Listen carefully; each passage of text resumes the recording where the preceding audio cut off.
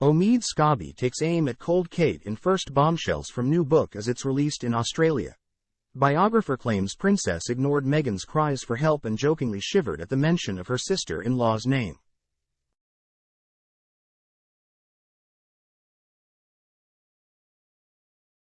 Omid Scobie has launched an astonishing and cruel attack on the Princess of Wales, branding her cold and lambasting her for advocating for mental health causes while ignoring Meghan's cries for help.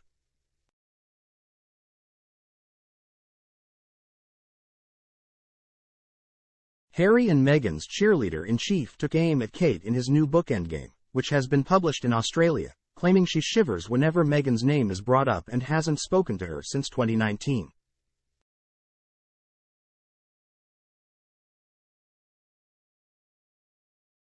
He claims the Princess of Wales has never had interest in being friends with her sister-in-law and branded her a Stepford-like royal wife and the monarchy's last shiny thing for many years to come.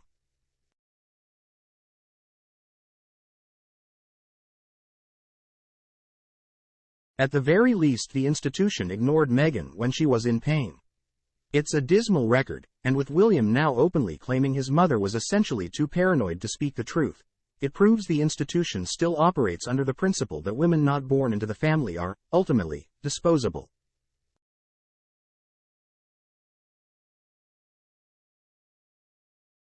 He claims her workload is lower than other senior members of the firm, which he says makes her technically a part-time working royal.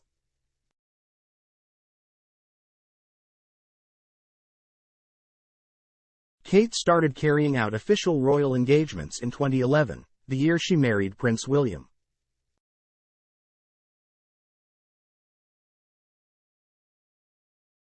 Naturally, she started off small with just 34 engagements after the wedding in April, but in her second year she made a huge jump to 111 more, in fact, than her husband, who did 88 that year.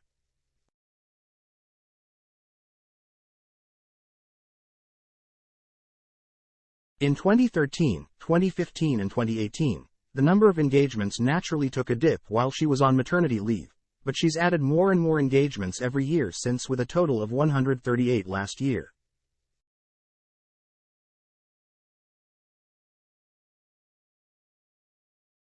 Scobie, who also wrote Harry and Meghan's hagiography Finding Freedom, added that Kate isn't known for leadership and outgoing nature like Meghan, who was another shimmering ornament in the royal family tree before she stepped down.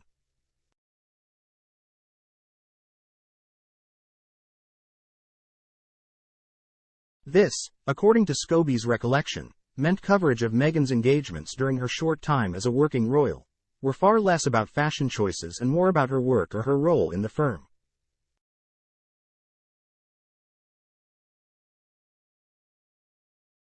Despite thinly veiled attacks on Kate, Scobie said that Meghan was the star of the show and the new Diana after marrying Prince Harry.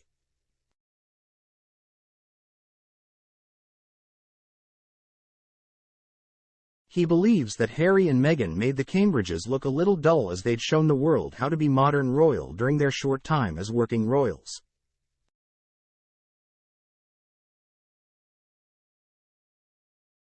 Because Meghan got things done fast, William and Kate took note and altered course, meaning Kate was doing less learning and more doing.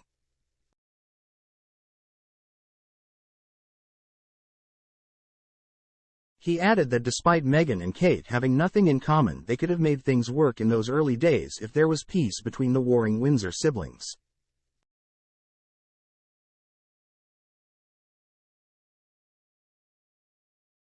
Scobie adds that Meghan found her time in the firm lonely and isolated, and that she hoped Kate would be someone she could turn to for an encouraging word, including her emotional difficulties during her pregnancy, as were once both outsiders, middle-class women brought into the House of Windsor for unimaginably different lives.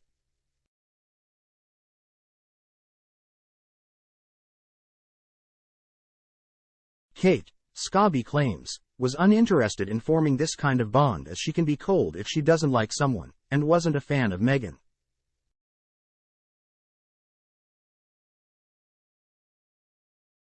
Scobie claims another source told him Kate spent more time talking about Meghan than to her, despite multiple photos of the sisters-in-law together during Meghan's time as a working royal.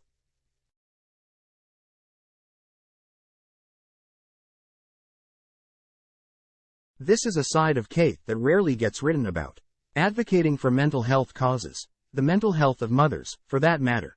But ignoring her own sister-in-law's cries for help seemed out of character for someone the public knew as sweet and easy to get along with, Scobie writes in one of many acid-penned jabs.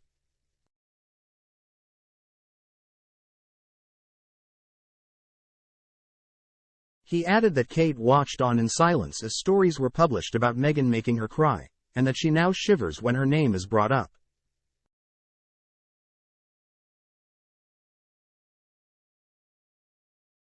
Scobie adds that bar a few pleasantries, Meghan and Kate have not spoken since 2019, and the Princess of Wales looks back in fondness with the relationship she once had with Prince Harry.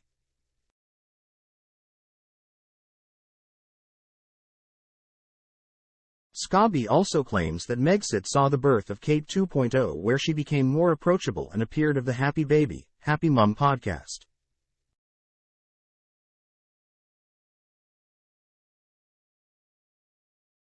Royal author Robert Jobson branded Scobie disgraceful for his attack on Kate.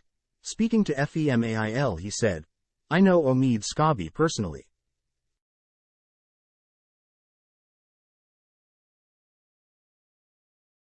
Our paths have crossed on TV punditry about the royals for a US network. He is sharp and smart and knows how to sell a book or two.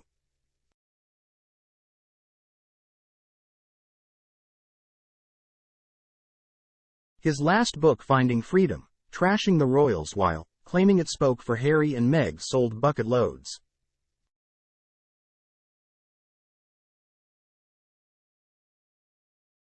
I admire his gumption, but his latest broadside attack on the Princess of Wales is unwarranted and worse than unfair.